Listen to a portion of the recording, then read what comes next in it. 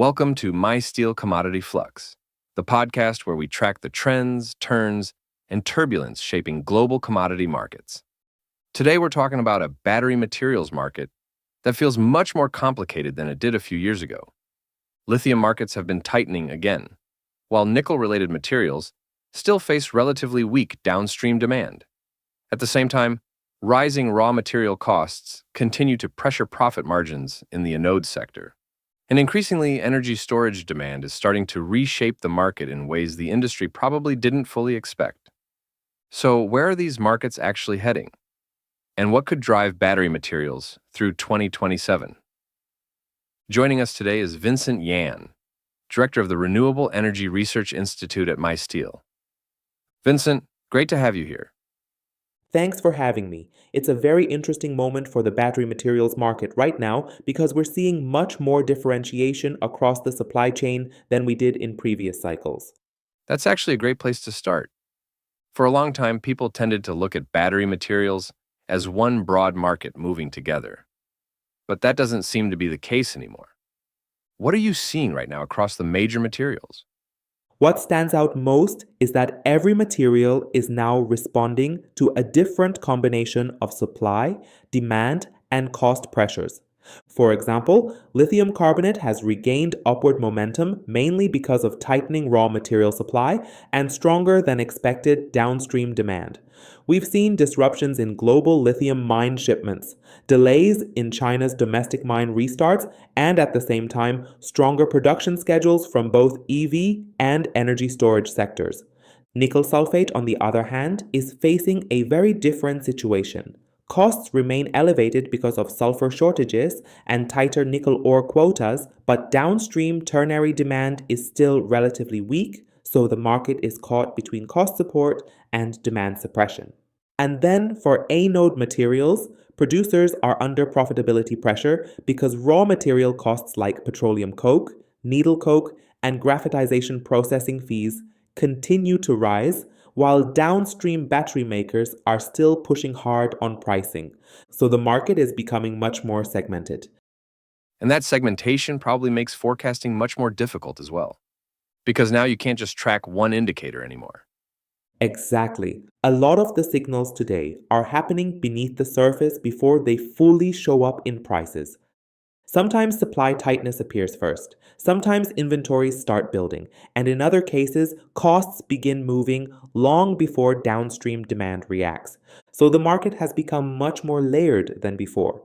One theme that appears repeatedly across the market right now is energy storage demand. We often hear about EVs driving battery demand, but it sounds like energy storage is becoming just as important. Yes, absolutely.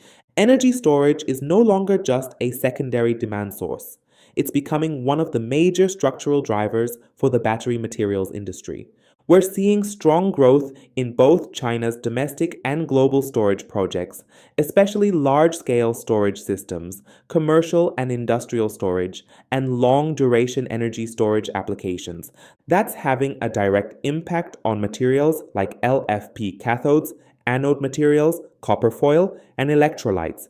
In fact, in several areas, energy storage demand has become one of the key reasons why operating rates remain high despite broader macro uncertainty. And this is changing the entire demand structure of the industry. So, in a way, the market is no longer just an EV story. Yeah, there are just a lot more moving pieces in the market now than there used to be. Back then, everyone was basically watching the same thing. EV demand was driving almost everything across the chain.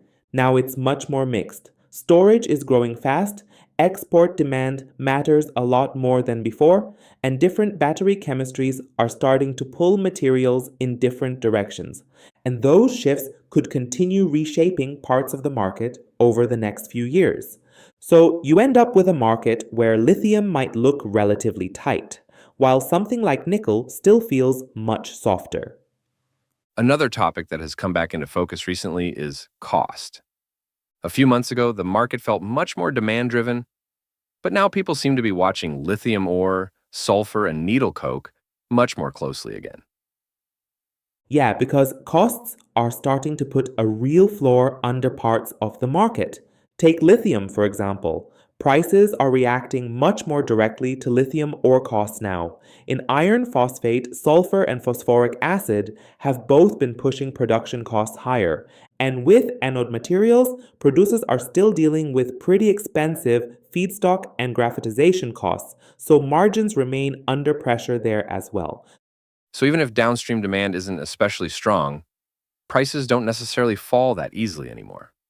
Exactly. In some cases, producers are already operating very close to marginal profitability, so even when downstream demand looks softer, prices can still remain relatively firm.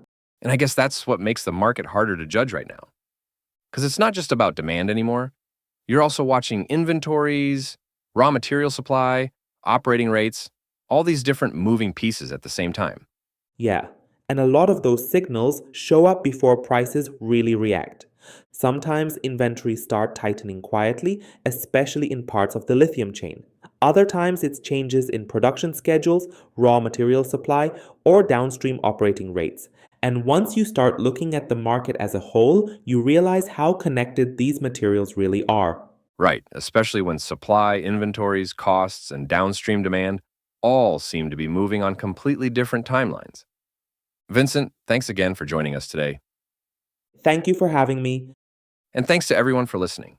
If you want to follow how lithium, nickel, and anode materials, copper foil, electrolytes, and other key battery materials markets could evolve through 2027, the full 12-month rolling forecasts and deeper analysis behind today's discussion are available in MySteel's May price forecast report on multiple main materials for lithium-ion batteries.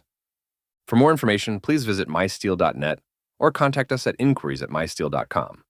Thanks for listening to MySteel Commodity Flux, and thank you again, Vincent. If you found today's episode helpful, be sure to subscribe for more analysis on global commodity markets. Until next time, keep tracking the flows.